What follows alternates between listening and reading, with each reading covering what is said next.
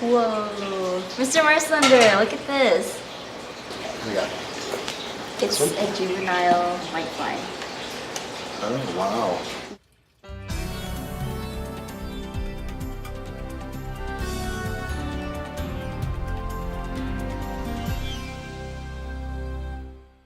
When I was in elementary to middle school, my brother was a Boy Scout and my dad was one of the leaders of the troop. My favorite parts of those trips was learning about the natural fauna. I remember some of my favorite ones were like sassafras or rhododendron. I remember trilliums or pink lady slippers. Those were amazing. I loved flowers when I was a kid, so it felt natural for me to like jump into the greenhouse, I guess, because I had all of this prior experience, I guess, with hydroponics and agriculture.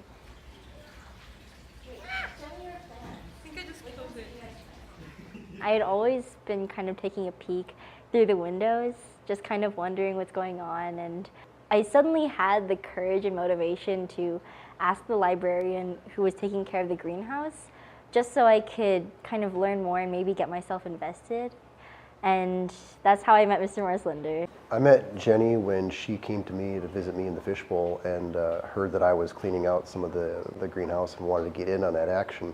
I would always come in here during autonomous blocks through senior year, and that was when we did a lot of our discussions. It's really easy to communicate with Mr. Marslender on a lot of things, especially when you're talking to him face to face. Emails not so much, but that's okay. And I was just taken aback by how enthusiastic she was with everything that she wanted to get done. She's really into hydroponics. The structures for the two hydroponic systems were already here.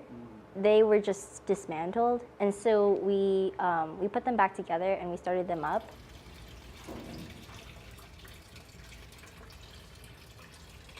We did a really good job together, I think, kind of bringing the greenhouse back from the edge of being mothballed for good. Because of wanting to connect service with also my interest in the greenhouse, I kind of came up with Bravo, or this project, Botany Research and Volunteering Organization. The greenhouse is definitely a creative space. I encourage the greenhouse members, the Bravo members, to kind of explore their own creative bounds and what they want to do. I want it to be as much a home for them as it is for me, I guess, just because it's a comfort zone for me, like within the school. Side here, kiddo. It would be worse if you want to flip it up this way. Oh, it's way down. I'm sorry you didn't like my dad. I'm kind of doing a personal research project on the insect life in the greenhouse, and basically what I'm trying to do is first identify them. There are thrips, aphids, and whiteflies. I find it really interesting to kind of record and observe their lifestyles and habits too. She brought in a microscope and she started taking notes and learning all about them.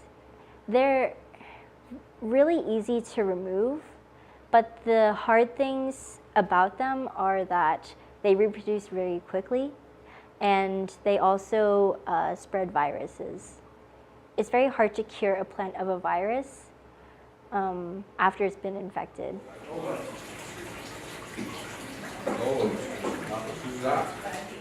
I think the autonomous is really helpful in many ways because it allows us the opportunity to talk with teachers about whatever we want outside of the classroom.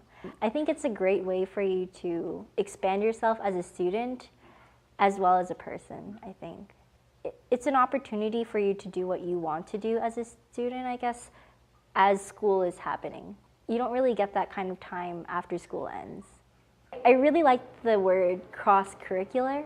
Things shouldn't be bounded by what their titles are.